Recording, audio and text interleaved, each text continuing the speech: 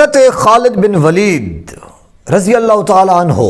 آپ کو اللہ تعالیٰ نے بے پناہ طاقت سے نواز رکھا ہے۔ آپ کے اندر اللہ تعالیٰ نے ایسی قوت رکھی ہے کہ آپ جب بھی میدان میں اترتے ہیں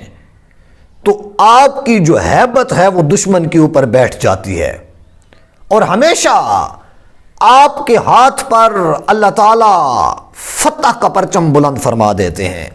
جس میدان میں بھی آپ اترتے ہیں، ایک میدان میں آپ کے ہاتھ سے 9 تلواریں ٹوٹتی ہیں، اور وہ کیسے ٹوٹتی ہیں کہ آپ اتنی زیادہ لڑائی کرتے ہیں، اتنے زیادہ دشمنوں کو کاٹتے ہیں کہ ان کو کاٹتے کاٹتے آپ کے ہاتھ سے 9 تلواریں ٹوٹتی ہیں، اور آقا کریم صلی اللہ علیہ وآلہ وسلم کی جناب سے آپ کو سیف اللہ یعنی اللہ کی تلوار کا لقب ملا۔ یہی حضرت خالد بن ولید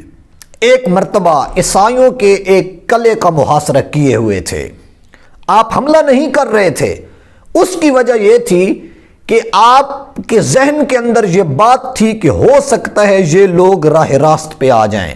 آپ حملہ نہیں کر رہے تھے، آپ نے محاصرہ کیا ہوا تھا، اور وہ لوگ قلعے کے اندر موجود تھے۔ کئی دنوں تک یہ محاصرہ جاری رہا، تو وہ لوگ پریشان ہو گئے کہ مسلمان ہمارے اس مضبوط قلعے کو چھوڑنے والے نہیں ہیں۔ تو انہوں نے ایک ترکیب بنائی، ایک پلان بنایا، اور اس پلان کے تحت انہوں نے اپنے ایک بوڑھے کو حضرت خالد بن ولید کے پاس بھیجا۔ اب وہ شخص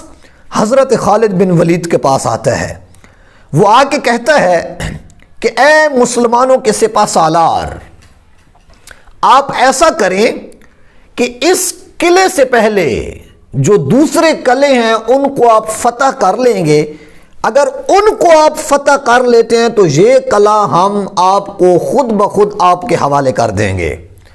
حضرت خالد بن ولید نے کہا کہ ایسا ہرگز نہیں ہو سکتا، اگر ہم نے یہاں کا محاصرہ کر لیا ہے تو پہلے ہم اسی قلعے کو ہی لیں گے۔ اللہ اکبر۔ تو وہ شخص کہتا ہے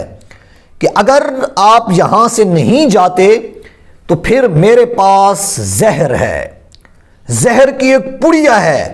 وہ زہر میں کھا لوں گا، میری موت واقع ہو جائے گی، اور اس موت کا جو الزام ہے وہ تم پر آئے گا، اور اس وجہ سے تم شکست کی طرف جو ہے نا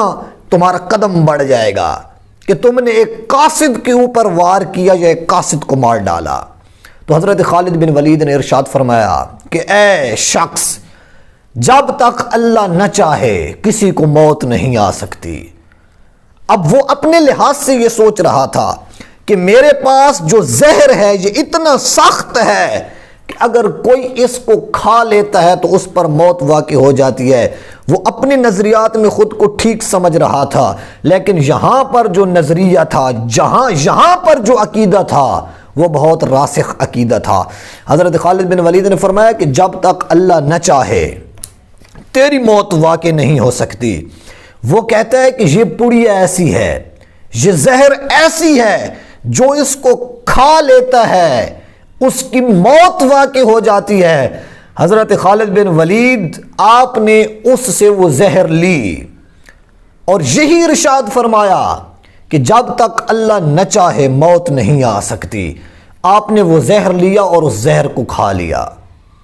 اب وہ جو بوڑھا تھا وہ بڑا پریشان ہوا، وہ کہتے ہیں کہ بھائی یہ کیسا عقیدہ ہے، اور یہ کیسے لوگ ہیں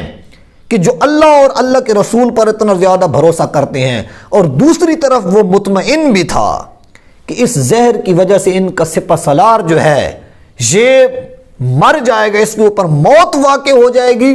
اور ہم جو ہیں یہ جنگ جیت جائیں گے۔ لیکن اللہ تعالیٰ کی قدرت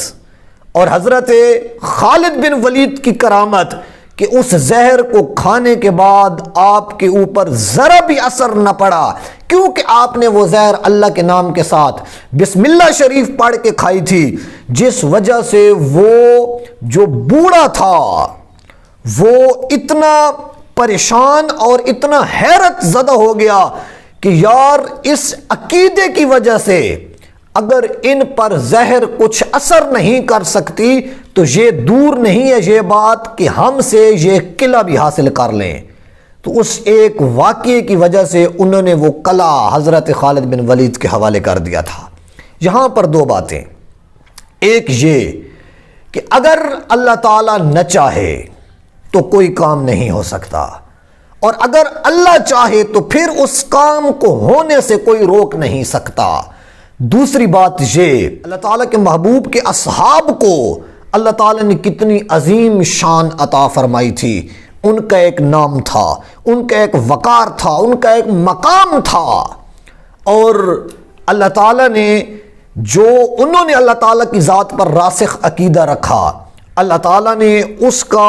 جو اجر تھا وہ لوگوں کے سامنے ظاہر کر کے دکھایا کہ جو مجھ پر پکا عقیدہ رکھ کے بات کرتا ہے تو پھر میں اس کو خالی ہاتھ نہیں موڑتا۔ تو اللہ تعالیٰ نے اس زہر کا اثر حضرت خالد بن ولید کے جسم میں نہ ہونے دیا۔ دعا گو ہیں کہ اللہ تعالیٰ ہمیں محبوب کریم صلی اللہ علیہ وآلہ وسلم کے اصحاب کے ساتھ خالص عقیدت رکھنے کی توفیق عطا فرمائے۔